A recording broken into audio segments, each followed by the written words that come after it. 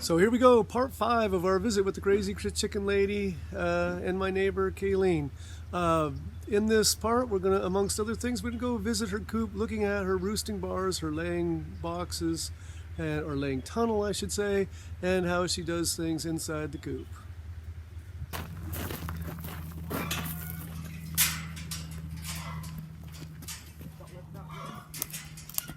2010, my husband built the coop, and of course I, wanted it big enough to house a dozen chickens. Yeah, I know how that one goes. So for anybody that is thinking of doing chickens, if you fall in love with chickens, always build bigger. Because you are going to get more. All right, how about a little walkabout the chicken run here? Okay. Well, I just moved my compost. This is where I put all my chicken poo from the coop, if I scoop it out with shovel. And here is the actual coop. So this is where you had my eggs and a Yep. broody hen, and it looks like, so how old are these chicks?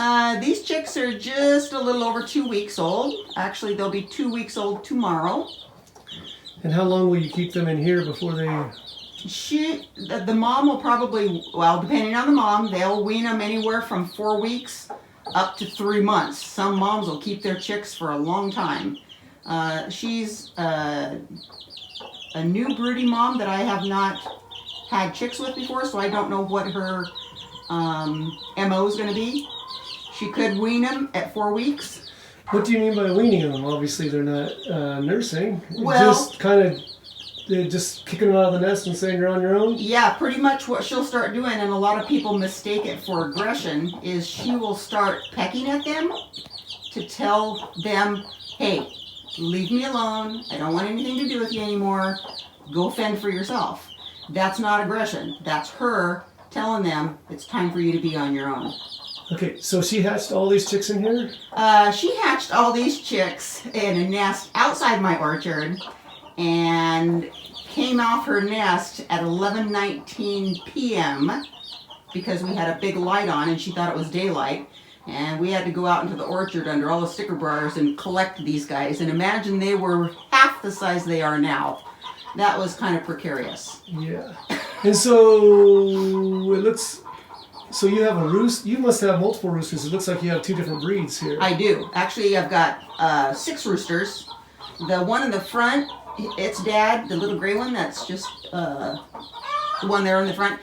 His dad, or its dad, because I don't know what sex yet, is a lavender Orpington blue red-laced Wyandotte cross.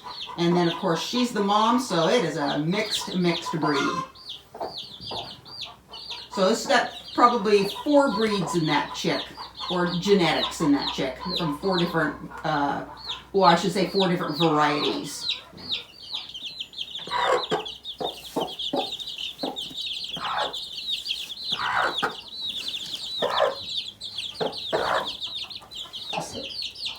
Go for it. There's 27 varieties of chickens in the world, but there's hundreds of thousands of breeds, and they all come from that one specific variety. People say, "Oh my gosh, you don't have any chickens in that one." So here's one way Kayleen is significantly different than me. Here's her coop where they roost. She's got a cement floor with a drain here, and you would think with all these birds it would be a lot dirtier. But she says she hoses this out every morning. And I can honestly say I do not clean my coop out every morning. I am in significant need of cleaning, but this is a nice and tidy coop. It's nice to have the cement floor with a drain so you can actually just go in there and hose it out. So here is her laying tunnel. Kayleen does laying tunnels as opposed to laying boxes.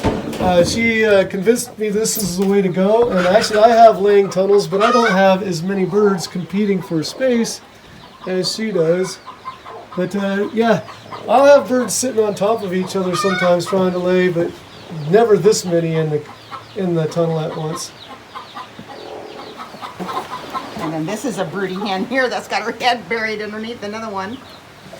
Okay, so there's all kinds of hens in here laying. Right. And then you know which ones are broody because of the sound they make. And what is that sound? How do I describe it? It's like a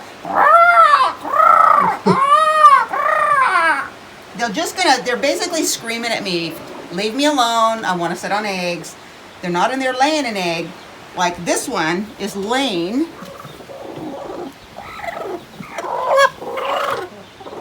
But she's not making any sound. She's getting ready to lay an egg. But do you see this other one that's doing her little, I guess you call it trilling. I don't know what you want to call it. I can hear it. Obviously, we can't differentiate here on the camera, but yeah, Right. I hear that sound. But this is her. You can hear her. That's a broody hen. And she wants to sit on eggs. She's not producing. So, and I've got a few of them in here that are like that. Those are the ones that I typically try to kick out because they're taking up space that my hens that are laying eggs want to come in and lay eggs. So yeah, they love the close contact because if you have nesting boxes, you'll see other hens trying to get in there right beside another hen and sit right by her. I have that scenario going quite So often. with a tunnel box, they can do it freely, and there's no, one hen waiting for another hen to get out. Like if you have two hens in a nesting box and a third hen wants to get in there and lay the egg, they can do that here. Go ahead. In addition, because the tunnel boxes are fairly dark, it encourages broodiness. So I'm kind of defeating the battle, or defeating myself by having tunnel boxes. Because when I don't want broody hens, I'm still going to get them because they love that nice dark tunnel area. Could you drill some holes in the top of the box, put a little more light in there? Yeah, I probably could, but I still think that the tunnel box encourages broodiness. So I think that they still like that. All right, so Kayleen can keep 8 bags in those garbage cans, correct? Yep. 8 bags down there on the floor. I'm up the wall here, and this is the loft where they store their, how much do you get at one time? 1.5 tons.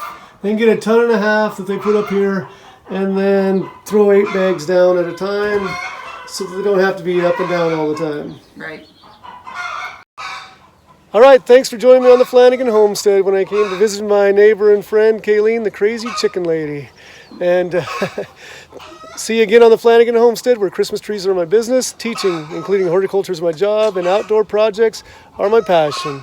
As a matter of fact, I got to go pour some concrete right now for a retaining wall. Better you than me. Yeah.